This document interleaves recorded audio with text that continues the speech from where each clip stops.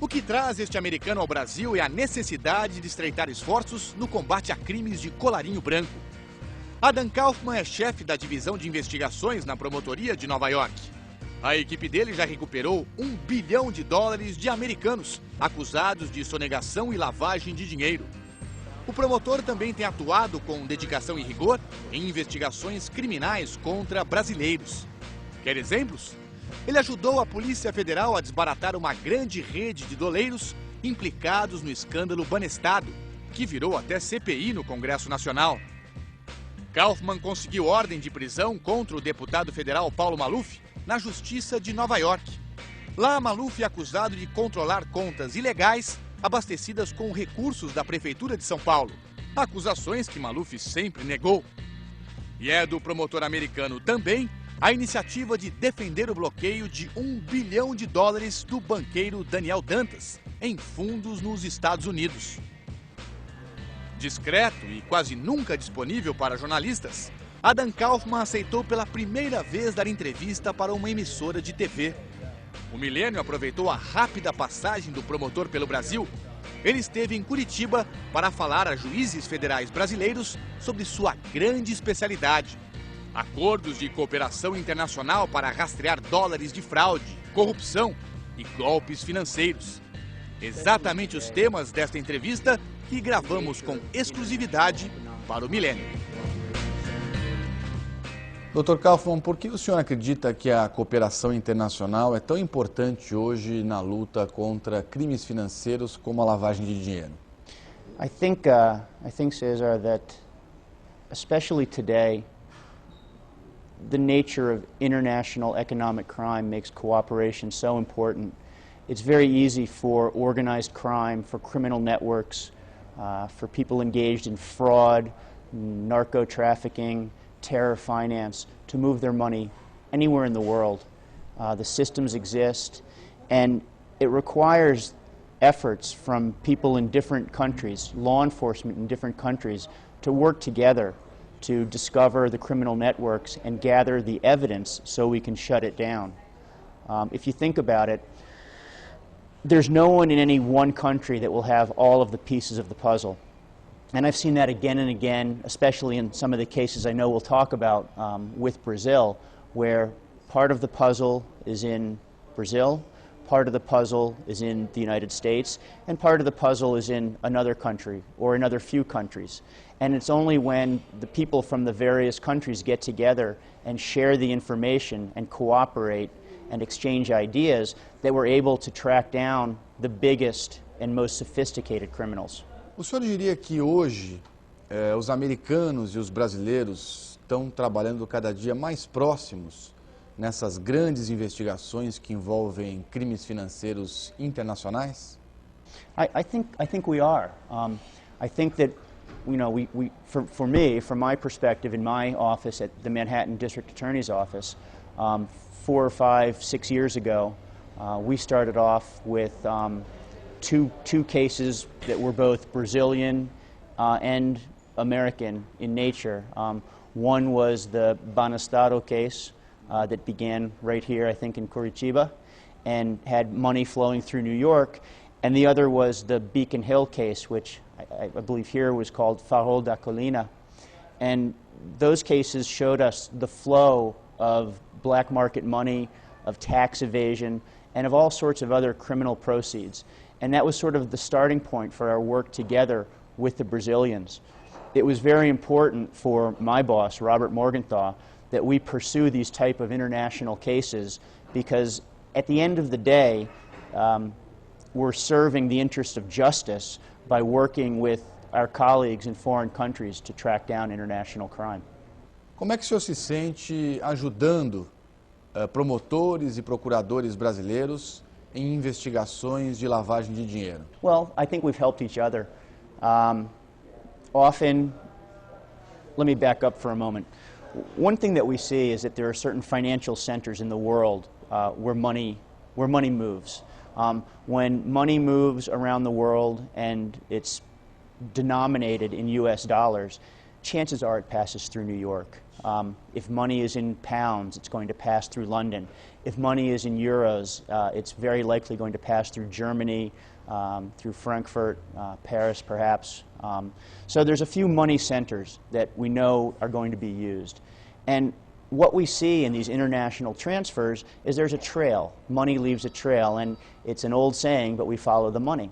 And so over the last 10 years or so, there's been a tremendous increase in the sophistication of the criminals in moving the money, but also in law enforcement for chasing them down, and a far greater understanding that the criminals are not going to respect national boundaries. They don't care where their money goes. They want it to be safe somewhere, and they'll use any means to get it there.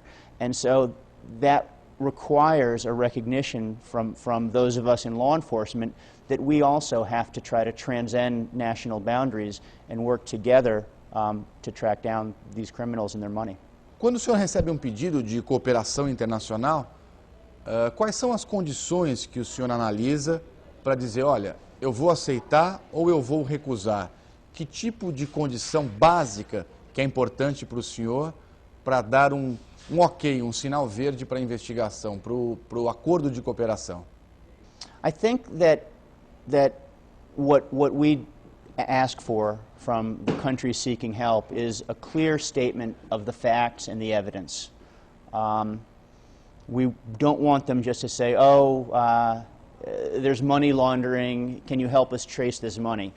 We want the foreign prosecutor, the foreign police officer, to come to us with a very detailed statement of fact and to present that to us and establish for us that there's a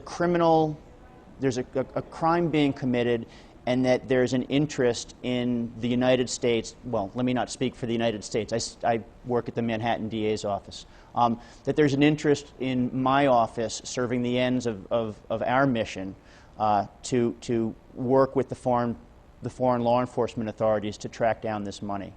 In large part, Mr. Morgenthau, for 35 years, has viewed one role of the Manhattan DA's office as a local cop minding the markets.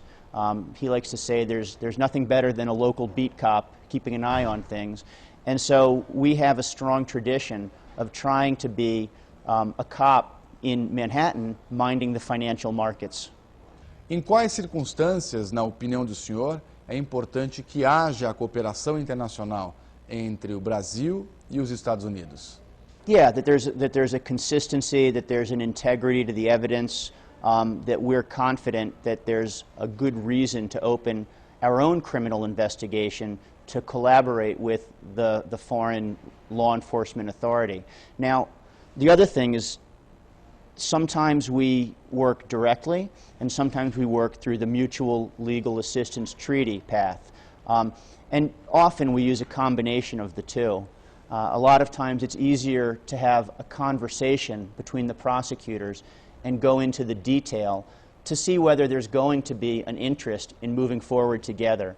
And once we've established that we will have that interest, then it makes sense for the requesting authority to move forward with some type of treaty request through the central authority. But as a starting point, it always is good to have direct contact between the person that wants the information and the person who is going to try to obtain the information. O que faz com que a investigação que o senhor desenvolva em Nova York seja mais rápida e mais eficiente do que a investigação que é tocada a partir do Brasil? Quer dizer, por que existe esse sentimento de que nos Estados Unidos, em Nova York, quando o senhor está mexendo num caso, esse caso anda muito mais rápido e as punições, as medidas que têm que ser tomadas são muito mais rápidas do que quando a gente vê esse mesmo caso sendo tocado no Brasil? I think it's very frustrating for many people both within the Brazilian criminal justice system and for many average citizens that I talk to when I travel around Brazil about their expectations in their own system. I mean, certainly no system is perfect. I'm not here to say that the system in the U.S. is perfect by any means. It has many flaws that we could talk about. But I do see in many occasions when we are proceeding with parallel prosecutions with the Brazilians that our system moves cases faster to a final conclusion. Our system, I think, any criminal justice system has to have the goal of balancing the rights of the accused against the need for society to achieve a resolution. And I think that people, average citizen, wants to have confidence that the criminal justice system will hold people accountable. And what I see happening in Brazil in too many cases is there is delay and delay and delay. And there is a perception that people are not held accountable. And I think that when the public starts to lose faith in the criminal justice system, it means that as a system we're failing the public. And that means we have to think about, and one thing that I've done while I'm here is to discuss with my colleagues in Brazil, to think about and to learn from each other how we can make changes in our own systems to make sure they're functioning more efficiently. Por tudo que o senhor vê nessas questões de cooperação internacional entre Estados Unidos e Brasil, quais são os aspectos negativos que incomodam o senhor em relação às investigações e ao sistema penal brasileiro? The one I just mentioned. There's an interesting aspect of this that I think will resound with you. It seems to me that in Brazil, often the press plays a different role than in the United States, and there's a level of communication between the press and the police and prosecutors in Brazil that is different than how we proceed in the United States. For us, when an investigation is pending, before charges are publicly filed, before there's a conviction, we don't tend to speak about our investigations to the press. Here I see it is much more common for the press to be involved with law enforcement. And in some ways that can be a good thing. I think that many times, as you and I have discussed, there's a level of accountability that the press brings to these investigations. The problem is when you're working cooperatively with a foreign country. When we provide evidence to a Brazilian authority, it is provided pursuant to a court order, and we expect there to be confidentiality. And generally speaking, especially as we've developed our relationship with Brazil, that confidentiality has been respected. Early on in our relationship, pursuant to an order from my judge, we provided some evidence to Brazilian authorities, and a few weeks later, I saw some of that evidence in a Brazilian magazine, and I was outraged. The problem is it jeopardized our future relationship, and we had to come up with concrete procedures to make sure that didn't happen again. So, you know, I think that there has to be that was an example of a very frustrating incident, and I think that it was important that we understand when we're working with foreign countries that we have to sort of respect the way that each other's processes mandate we work and take steps to effectuate that. Dos casos de maior repercussão no Brasil recentemente, envolvendo corrupção e político, diz respeito ao ex-prefeito Paulo Maluf, de São Paulo. O senhor atuou efetivamente nesse caso e eu gostaria que o senhor falasse alguma coisa sobre o trabalho que o senhor desempenhou e as conclusões tiradas em cima da investigação sobre o caso Paulo Maluf. Well, of course, it's a pending case in my country. There's an open indictment accusing Paulo Maluf of having stolen money from Brazil and possessing it within Manhattan in certain bank accounts that he used and controlled in Manhattan. So, to some extent, I can't say too much beyond what's in the public record already in the indictment. I think that for my office that was a very important case because it was a clear case of corruption and larceny and moving money through New York banks to various accounts offshore. And it was exactly the kind of case that shows the use of banks in numerous jurisdictions to launder and hide the proceeds of criminal conduct. It was a great example of cooperation. We had incredible prosecutors and police in Brazil gathering evidence.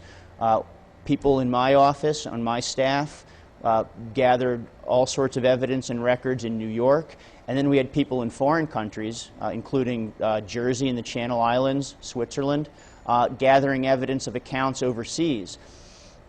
Any one of those countries would not have been able to make the case alone. It required a tremendous cooperative effort between Brazil, the U.S., Jersey, Switzerland, to bring together all of the information so that we could follow the money from a crime in Brazil through bank accounts in New York to bank accounts offshore. Bom, nesse trabalho todo à frente da área de combate à lavagem de dinheiro, o senhor já lidou com políticos corruptos, com grandes barões do tráfico internacional de drogas, barões da Colômbia, o senhor já lidou com fraudes financeiras de todo tipo. O senhor alguma vez já teve que investigar uma igreja por lavagem de dinheiro? I'm trying to think if I've had cases with churches. Nothing comes immediately to mind, but I've certainly seen charities, entities set up to take people's charitable donations, and then the money is used for big TVs, cars, personal lifestyle, nothing to do with charity. And that's a very, if I've had cases with churches, nothing comes immediately to mind, but I've certainly seen charities, entities set up to take people's charitable donations, and then the money is used for big TVs, cars, personal lifestyle, nothing to do with charity. And that's a very well-known and well-documented type of fraud in the United States, and we've certainly, at the Manhattan DA's office, handled any number of cases of that type. O senhor acredita que crimes, fraudes cometidos por líderes de uma igreja são mais graves do que fraudes e crimes cometidos por um político, por um administrador público? I don't know if it's worse. I mean, if you're the victim of a fraud and you lost your life savings, I don't think it matters to you whether you lost it to a church, a corrupt politician, or someone running a Ponzi scheme. It's certainly bad. It's a betrayal of trust in a different way, a betrayal of trust involving religion, God, faith. You know, I mean, we prosecuted a Ponzi scheme where a Dominican man in the Dominican community in northern Manhattan in Washington Heights was going to churches not as a religious man, but as a so-called investment advisor, and he was taking the money of you know, little old ladies, literally, their life savings. He was taking the entire endowment of churches, all of their charitable money, and telling them that he would invest it for them and give them a great return, and he was buying a car, a big screen TV, lingerie for his girlfriend. That's certainly as much a betrayal as someone who sets up a fake charity or a church. You know, I mean, Madoff. You know, Madoff, the biggest Ponzi scheme ever, and the level of betrayal and the depth of betrayal is staggering. So all of these fraud cases involve a breach of trust, and I don't think that I would say one is worse than the other. They're all bad, they're all corrupt, and we have to do what we can to stop them. O senhor sabe que aqui no Brasil existe uma grande investigação que agora resultou em um processo criminal envolvendo uma igreja chamada Igreja Universal do Reino de Deus. O senhor já ouviu falar nessa igreja? Há a suspeita de que milhões de dólares tenham sido remetidos ilegalmente para fora do Brasil, especialmente para os Estados Unidos. O que é que o senhor sabe desse caso? Well, I mean, it sounds bad. I mean, I don't know that it would be appropriate for me to comment on sort of a pending Brazilian investigation. Of course, the conduct as you describe it sounds like bad conduct, but I think that's probably all I could say because it is, as you say, a pending investigation in Brazil. Se o senhor receber um pedido, uma comunicação oficial de colaboração para investigar a Igreja Universal do Reino de Deus, o senhor vai atuar no caso? don't think I can answer that question in the abstract. And just as a matter of policy, I wouldn't comment on whether we would or would not work on a current matter. E para finalizar, eu gostaria de perguntar ao senhor, Dr. Kaufmann, se o senhor acredita que depois de todas essas investigações de cooperação internacional, Brasil e Estados Unidos, o senhor realmente vê a possibilidade de que essas pessoas que são investigadas, crimes que são desvendados, o senhor vê a possibilidade de crer que de fato essas pessoas, essas quadrilhas vão a julgamento e acabam sendo condenadas? O senhor tem esperança de que ao final do dia essas pessoas investigadas acabem indo para o banco dos réus e sejam efetivamente condenadas? It's an interesting point. It's something that we've talked about while I've been down here on this trip. I think that another aspect that people feel frustration in Brazil is that white-collar criminals, economic criminals, are perceived as being treated in a way different than violent criminals. You know, there's a tradition around the world of treating violent cases differently than fraud economic crime cases. It's only been in the United States in the last 10 years that we've seen people start to really get significant jail time for economic crime, a growing awareness that a person committing fraud with a pen can do more damage than someone committing a knife-point robbery. The knife-point robbery person has traditionally been more likely to go straight to jail. The person with the fraud, they wear a suit, they have a job, they're perceived differently. Why should they be perceived differently? That man wearing a suit who stole millions from his companies, who stole millions from investors who trusted him, has probably done more damage than the person holding a knife and stealing a purse, which is not to say that a knife-point robbery is not a serious crime. It's a very serious crime. But fraud is a very serious crime too.